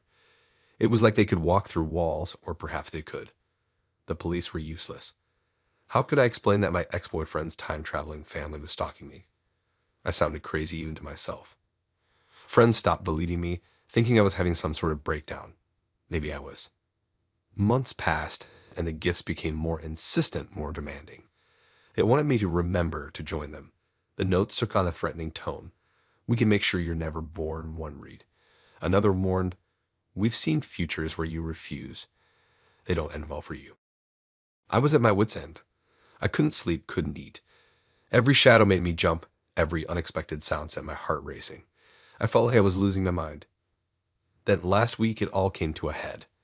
I came home to find my apartment filled with people, Jason's family from different eras, all staring at me with the same expectant look. Jason was there too, looking just as confused and terrified as I felt. They tried to explain, to make me understand. They showed me devices that could bend time, offered to take me on a journey through history. But all I could feel was fear and revulsion. This wasn't love. It was obsession on a cosmic scale. In that moment, surrounded by generations of time travelers, I made a decision. I ran. I packed a bag and left everything behind. I'm writing this from a small town thousands of miles away, using a name that isn't mine. But even now, I'm not sure I'm safe. A postcard arrived this morning, a place I've never been, but the note on the back says I'll visit next year. The nightmare isn't over. I don't know if it ever will be. All I know is that I can't stop running, can't stop looking over my shoulder. Because somewhere, someone, they're still watching, still waiting. And I'm terrified of the day they finally catch up to me.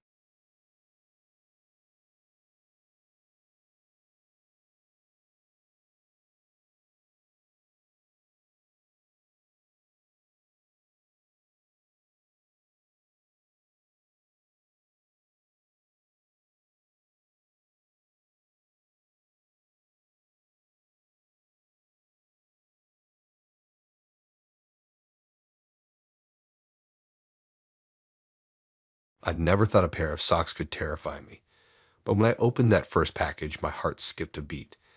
They were the exact socks I'd lost on a camping trip last summer, right down to the tiny hole in the left toe.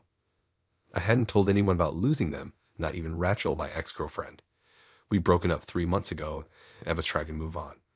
But those socks, they were just the beginning. At first, I brushed it off as a coincidence. Maybe I'd mentioned the socks to someone and forgotten. But then more packages started arriving. A book I'd been meaning to read but never bought. A coffee mug identical to the one Rachel always used at her place. Each gift was eerily specific, like someone had been rifling through my thoughts. I tried to rationalize it. Maybe friends were trying to cheer me up after the breakup.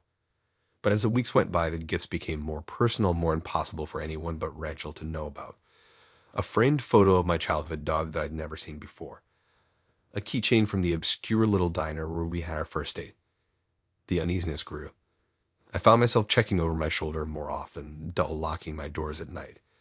I'd wake up in the middle of the night, sure I'd heard footsteps in my apartment, but every time I looked, there was nothing out of place. One evening, I came home to find a small box on my doorstep. Inside was a shirt in my exact size and favorite color. As I unfolded it, a note fluttered to the floor. The handwriting was unmistakably Rachel's. "I'd note you still think about me. We always find our way back to each other." My blood ran cold. I hadn't been thinking about her not like that. But these gifts, these constant reminders of her presence, were forcing her back into my thoughts. I started to wonder if she was somehow getting into my apartment. How else could she know about things I'd never shared with anyone? I tried talking to my friends about it, but they thought I was overreacting. They suggested Rachel might just be trying to make amends, but they hadn't seen the note. It didn't understand the creeping dread I felt every time I approached my front door, wondering what I'd find waiting for me. The gifts kept coming, each one more unsettling than the last. A mixed CD of songs we used to listen to together. A handmade scarf in the exact shade of green she always said brought out my eyes. I started to dread coming home, my heart racing every time I saw a package waiting for me. I considered going to the police, but what could I tell him? That my ex was sending me thoughtful gifts. I had no proof she was doing anything illegal, but the constant feeling of being watched was wearing me down. I'd catch glimpses of someone who looked like Rachel in crowds, only for them to vanish when I looked again. I'd hear footsteps behind me when walking home at night, but when I turned around, the street would be empty. Desperate for some peace, I decided to move. I found a new apartment across town, changed my phone number, and even switched jobs. For a few blissful days, I thought I'd finally escaped. But on the fourth day in my new place, I came home to find a package waiting for me. My heart sank as I opened it to find a set of keys, exact replicas of my new apartment keys. Panic set in. How had she found me? How did she get copies of my keys? I started to feel like I was losing my mind. Was this all in my head? Was I imagining connections where there were none? But then another gift would arrive, another eerily personal item, and I'd be right back where I started. The constant stress was taking its toll. I wasn't sleeping well, jumping at every sound. My work performance started to suffer. I lost weight, dark circles forming under my eyes. Friends started to worry, but I couldn't bring myself to explain. How could I make them understand the terror of feeling like someone was always one step behind you, always watching? One night, about 7 months after the first package arrived, I came home late from work. As I approached my apartment, I noticed my door was slightly ajar. My heart pounding, I pushed it open, half expecting to find Rachel waiting for me inside. Instead, I found my living room exactly as I left it that morning, with one exception. On my coffee table sat a small wrapped gift. With shaking hands, I unwrapped it. Inside was a simple silver picture frame. The photo inside was of me, taken just that morning as I left for work. I hadn't even noticed anyone around when the picture was taken. The realization hit me like a punch to the gut. She had been there, just feet away from me, and I hadn't even known. That was the moment I knew I couldn't ignore this anymore. This wasn't just about gifts or notes or fond memories. This was about my safety, my sanity. I grabbed a bag, threw in some clothes and essentials, and left my apartment. I didn't have a plan, didn't know where I was going, but I knew I couldn't stay there anymore. As I drove away, my mind raced. Where could I go that she couldn't find me? How long would I have to keep running? And most importantly, what would Rachel do now that I was trying to escape? I ended up at a small motel in the outskirts of town, paying cash and using a fake name. As I settled into the musty room, my phone buzzed with a text from an unknown number. My hands shook as I read the message. You can run, but you can't hide. I'll always find you. We belong together. I turned off my phone and tossed it in the trash. Tomorrow I'd figure out my next move. For now, I just needed to make it through the night. But as I lay in the unfamiliar bed, staring at the ceiling, I couldn't shake the feeling that this was far from over. Rachel was still out there, watching, waiting, and I had no idea what she'd do next.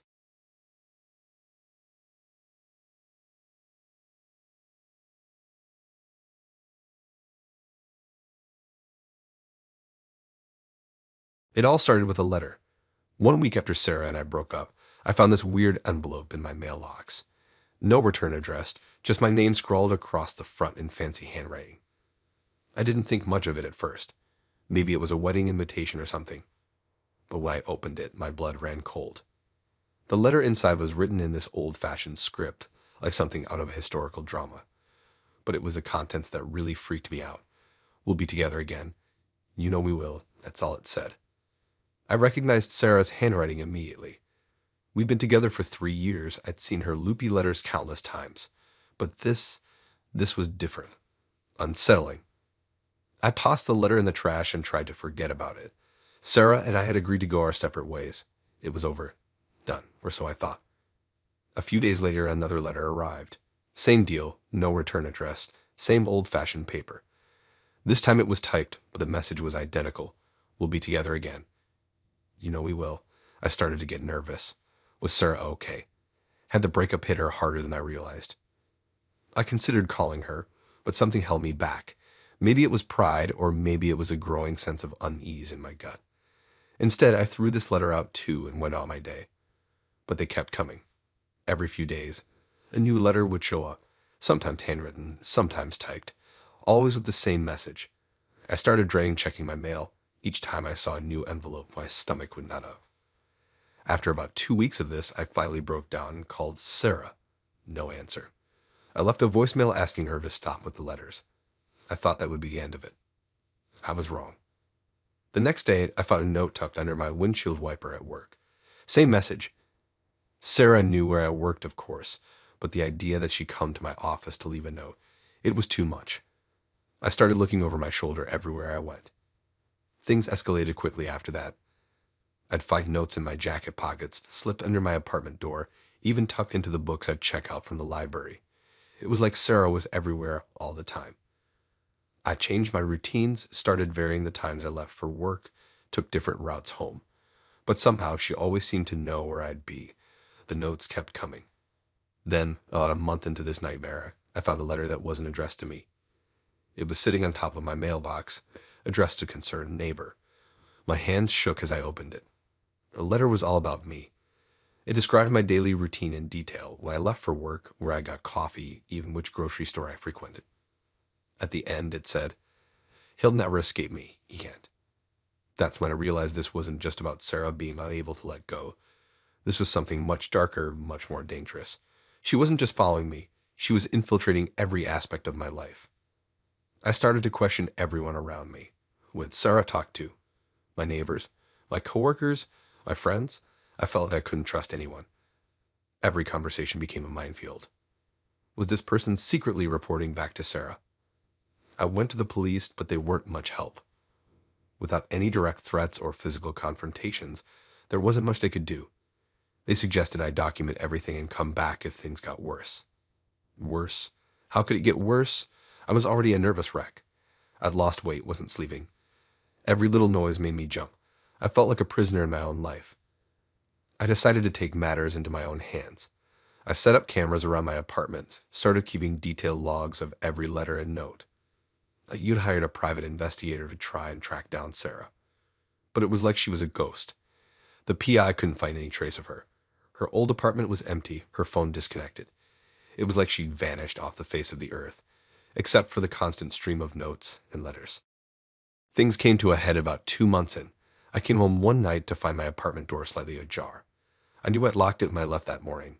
My heart pounding, I pushed it open. At first glance, nothing seemed out of place. But then I saw it. On my pillow was a single red rose and another letter. This one was different. It contained photos. Dozens of them. Me at work, at the gym, out with friends. Some were from just days ago. I lost it. I grabbed a bag, threw some clothes in it, and ran. I ended up at my brother's place, shaking and barely coherent. I showed him the letters, the photos. He was shocked, said I should go back to the police. I stayed with him for a week, jumping at every sound. The letters stopped coming, then I started to think maybe it was over. Maybe Sarah had finally given up. Then I overheard my brother on the phone one night. He was talking about my schedule, mentioning Sarah's name. My own brother was helping her. I left that night without a word, packed a bag, and just started driving. I've been on the move ever since, never staying in one place too long. I've cut ties with everyone from my old life. No social media, new phone number, the works. It's been 6 months now. Sometimes I think I see her in a crowd, or I'll get a whiff of her perfume on the street. But the letters have stopped. Maybe she really has given up. Or maybe she's just waiting, biding her time. All I know is that I can't go back to my old life.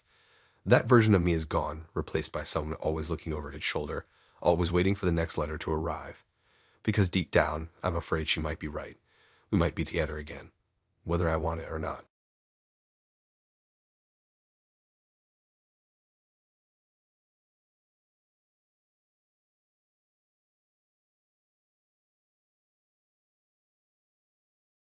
I never thought I'd be the one with a crazy ex story. It's been a month since I broke up with Jake, and I thought things were finally settling down. Boy, was I wrong. It started with an email. The subject line read, "Isn't this what you wanted?" My stomach dropped. I knew it was from Jake, even though the sender's address was unfamiliar. Against my better judgment, I clicked it open. Inside was a link. No message, just a web address. I hesitated, my cursor hovering over it. Part of me wanted to delete the email and forget about it, but curiosity got the better of me. I clicked. The website that loaded looked like something out of a true crime documentary. It was a personal blog, but not like any I'd seen before. The background was dark, with red text that hurt my eyes to read, and there at the top of the page was a title that made my blood run cold. Our love story, the truth behind the breakup. I scrolled down, my heart racing. It was all there, our entire relationship laid out in excruciating detail. Not just the big moments, but tiny, intimate things I'd almost forgotten. Like the time I lost my keys and Jake let me in at 3 a.m., or how I always ordered the same breakfast at our favorite diner. He wrote about the way I smiled at him during our walks in the park, how my eyes lit up when I talked about my job. It was like he'd been taking notes on every single moment we'd spent together. But it wasn't just a recap of our time together. Jake had twisted everything, painting himself as some kind of hero and me as, I don't even know, the unstable one who needed saving. He wrote about my broken love for him, how I couldn't handle a real relationship. Reading it made me feel sick. This wasn't just a private journal, it was public. Anyone could read this, and the way Jake had written it, it sounded like our relationship wasn't over, like he was still fighting for us, even though I made it clear I wanted to move on. The worst part came at the end of the page. There was a poll asking readers to vote on whether Jake should get me back. It was like he was turning our breakup into some kind of twisted reality show, asking strangers to weigh in on my personal life. I closed the browser, feeling shaky. This wasn't normal. It wasn't okay. But what could I do? I thought about calling Jake, telling him to take it down, but I knew that would only encourage him. He'd see it as me reaching out, as a sign that I still cared. For days, I couldn't stop thinking about that website. I'd catch myself wondering how many people had seen it, what they thought of me. Had my friends stumbled across it, like coworkers? The idea of people reading Jake's warped version of our relationship made me feel exposed, violated. I started feeling paranoid. Every time my phone buzzed with a new email, I'd jump. Was it Jake again? Had he updated the site? I found myself looking over my shoulder when I left work, half expecting to see him following me. A week after I got the email, I broke down and looked at the site again. The vote count had gone up. People were actually participating in this sick game. Some had even left comments, encouraging Jake not to give up on true love. It made me want to scream. I considered going to the police, but what would I say? My ex made a website about me. It wasn't exactly a crime, even if it felt like one. I thought about reaching out to Jake's friends or family, but we'd never been close. They'd probably take his side anyway. The whole thing was affecting my daily life. I couldn't concentrate at work. I stopped going to my usual coffee shop, worried I'd run into Jake. My friends noticed something was off, but I was too embarrassed to tell them what was really going on. It was my sister who finally got me to open up. She came over one night, took one look at me and demanded to know what was wrong. When I showed her the website, she was furious. She wanted to confront Jake herself, but I begged her not to. I was afraid of making things worse. Instead, she helped me come up with a plan. We documented everything, screenshots of the website, copies of the email, just in case. Then, she helped me draft a cease and desist letter. It wasn't legally binding, but it felt good to do something proactive. We sent the letter to Jake's email at his parents' house. I held my breath for days waiting for a response. Nothing came. But a week later, I checked the website again. It was gone. Just an error message where that horrible blog used to be. I like to say that was the end of it, that Jake got the message and left me alone. But I still feel on edge. Sometimes I catch myself wondering if he's still out there watching me, writing about me. I've changed my email address, my social media settings. I'm more careful about what I share online. I don't know what the future holds. Part of me is still scared that Jake might try something else. But I'm not letting that fear control my life. I'm moving forward one day at a time. And if Jake or anyone else tries to mess with me again, they'll find out I'm not the unstable one they thought I was. I'm a survivor and I'm done being anyone's victim.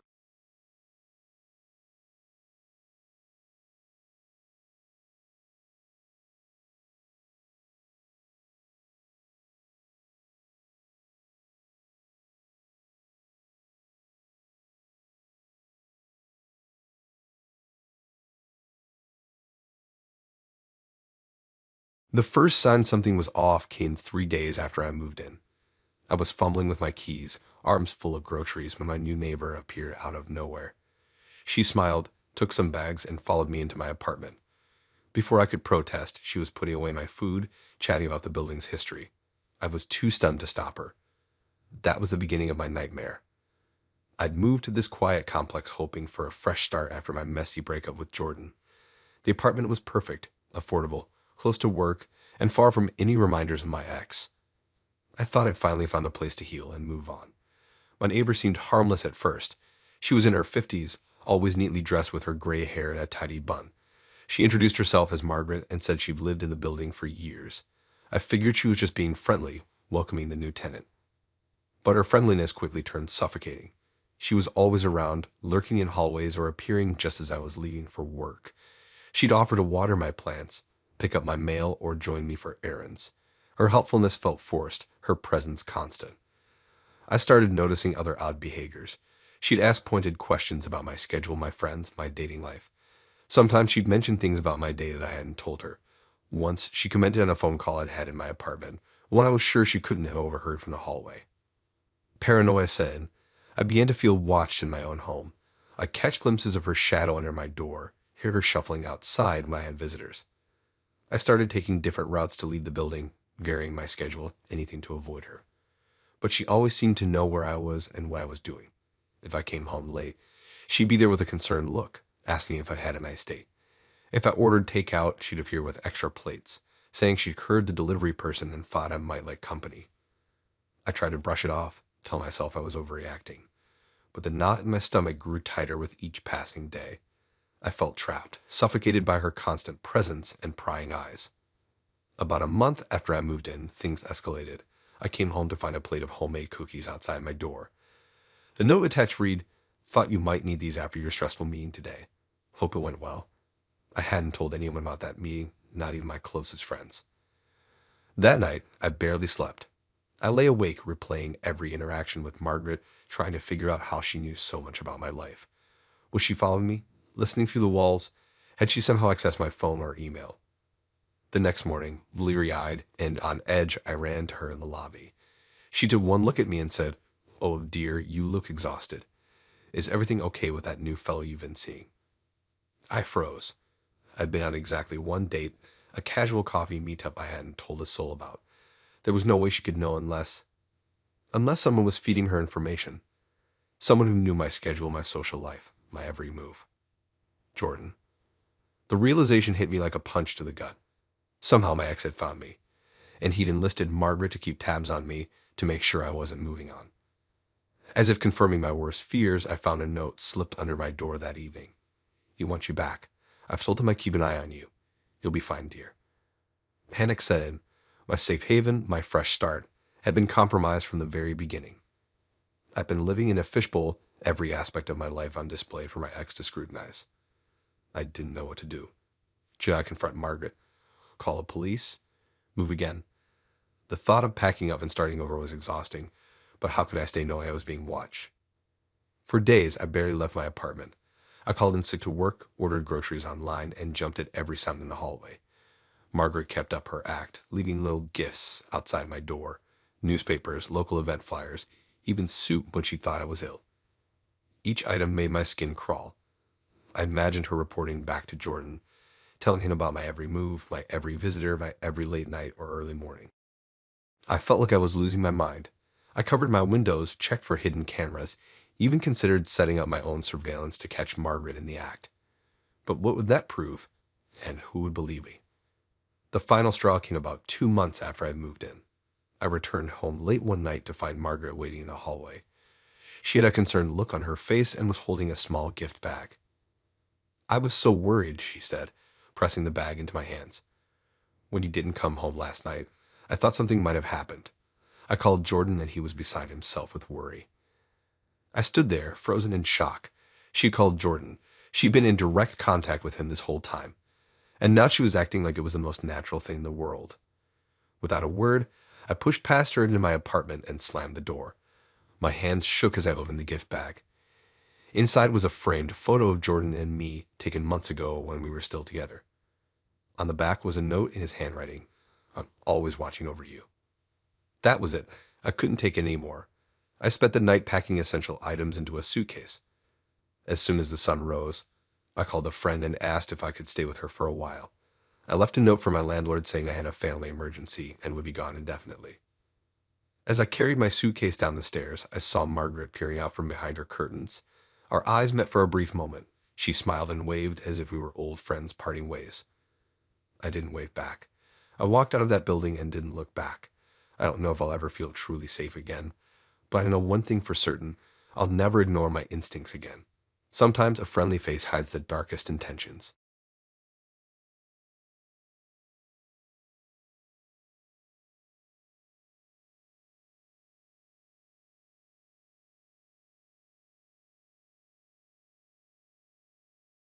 The first text came on a Tuesday. I remember because I just started my new job, and I was feeling pretty good about life after the breakup with Becca. How's work going? It read. Nothing weird about that, except I hadn't sent it. I checked my outgoing messages. Nothing. That's when I noticed the unknown number. I brushed it off as a wrong number thing and went on my day. But then another one came. Don't forget your favorite show tonight. It was true, my show was on that night. But how did this random number know that? Over the next few days, more messages trickled in. Each one sounded exactly like something I would say, but I hadn't sent any of them. They were always spot on about what was happening in my life. We should really grab coffee sometime, one said, right after I'd been thinking about calling up an old friend. I tried blocking the number, but the texts kept coming through somehow. I even changed my number, thinking that would solve it. For a blissful week, there was silence. Then, out of nowhere, did you really think changing your number would stop me? That's when the panic really set in. How did he get my new number? I'd only given it to a handful of people. Was someone I knew behind this? The messages started coming more frequently. Sometimes I'd wake up to a dozen new ones, all commenting on things I'd done the day before. That new shirt looks good on you, one said after I'd bought some new clothes. The pizza place you went to for lunch has great garlic knots, said another. It felt like I was being watched constantly. I started looking over my shoulder everywhere I went, scanning faces in crowds, always on edge. But I never saw anyone suspicious, never caught anyone following me. I tried to keep living my life normally, but it was getting harder. Every buzz of my phone made me jump. I find myself checking it constantly, both dreading and anticipating the next message. My friends noticed something was off. When I told them about the texts, they thought I was overreacting. It's probably just a prank, they'd say. Or maybe it's a glitch in your phone. But I knew it was more than that. I considered going to the police, but what would I say? I had no proof it was actually Becca, just a gut feeling. And the messages themselves weren't threatening, just creepy in their accuracy. Things escalated when I started getting texts about my thoughts and feelings. You're worried about the presentation tomorrow, but you'll do great. One said the night before a big meeting at work. How could they know what I was thinking? I tried everything to stop the messages. New phone, new carrier, new email address. But they always found a way through. It was like fighting a ghost, always present but impossible to grasp. The stress started affecting my life. I couldn't concentrate at work, always wondering when the next text would come. I stopped going out with friends, preferring to stay home where I felt safer. But even there, the messages followed me. One night, after a particularly bad day of constant texts, I got a message that chilled me to the bone. I'm right where you left me. You'll come back soon, just wait. I barely slept that night, jumping at every sound, convinced Becca was somehow in my apartment. The next day, I asked a friend to call the number. All he heard was static. It was like the number didn't really exist. The messages started to get more personal, referencing things only Becca would know. Remember our first date? The Italian place on 5th? Let's go there tonight, 8 p.m. It was so specific, so intimate. I debated for hours whether to go. In the end, curiosity won out. I arrived at the restaurant early, heart pounding. I waited for an hour, scanning every face that walked in, but Becca never showed. When I got home, there was another message waiting. You came. I knew you would. I'm not ready to see you yet. Soon, though. That's when I realized this wasn't going to stop. Whatever gang she was playing, whatever sick obsession she had, it wasn't going away on its own. I started seeing Becca everywhere. In the grocery store, on the street, at the gym. But every time I'd look closer, it would turn out to be someone else. My mind was playing tricks on me. The messages began to affect my relationships. I'd get jumpy when friends would text me, always expecting it to be another creepy message. I stopped making plans, preferring to stay in isolation. My work performance plummeted. I couldn't focus, always on edge, waiting for the next text. My boss noticed and asked if everything was okay. I lied and said I was just going through some personal stuff. I tried reaching out to mutual friends, asking if they heard from Becca recently, but everyone said the same thing. She'd moved away shortly after our breakup, and no one had heard from her in months. That information just confused me more. If Becca had moved away, how was she keeping such close tabs on my life? Was she back in town? Had she never really left? The lack of sleep started to take its toll. I'd wake up multiple times a night, grabbing for my phone to see if there were new messages. More often than not, there were. I started to question my sanity. Was I imagining all of this? Had the stress of the breakup finally broken me? But then another text would come, so specific and accurate, and I'd know it was real. I considered changing jobs, moving to a new city, anything to escape. But part of me knew it wouldn't matter. Wherever I went, the messages would follow. One day, after weeks of this psychological torture, I snapped. I replied to one of the messages, the first time I'd ever done so. What do you want from me? I typed, hands shaking. For hours, there was no response. I stared at my phone, waiting, the silence more unnerving than the constant texts had been. Finally, a reply came. I want you to remember. Remember what? I racked my brain, trying to think of what Becca could possibly mean. Had I forgotten something important? Was there some key event in our relationship I was overlooking? The next few days were a blur of anxiety and confusion. The messages kept coming, each one more cryptic than the last. The truth is in the details, one said. Look closer, said another. I started going through old photos, old text conversations, anything that might give me a clue, but nothing stood out. Just when I thought I couldn't take it anymore, when I was ready to throw my phone away and disappear, everything stopped. No more messages, no more cryptic clues, just silence. For a week, I waited on edge, expecting the text to start again at any moment, but they never did. It was as if whoever had been sending them had simply vanished. I like to say I felt relieved, but the truth is the silence was almost worse than the constant messages. At least before, I knew what to expect. Now, I was left wondering if it was really over or if this was just a calm before another storm.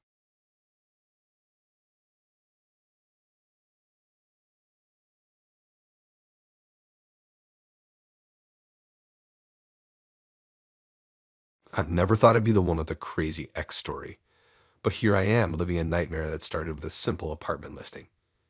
It all began after Jenna and I broke up. Our relationship had been intense and the split was messy.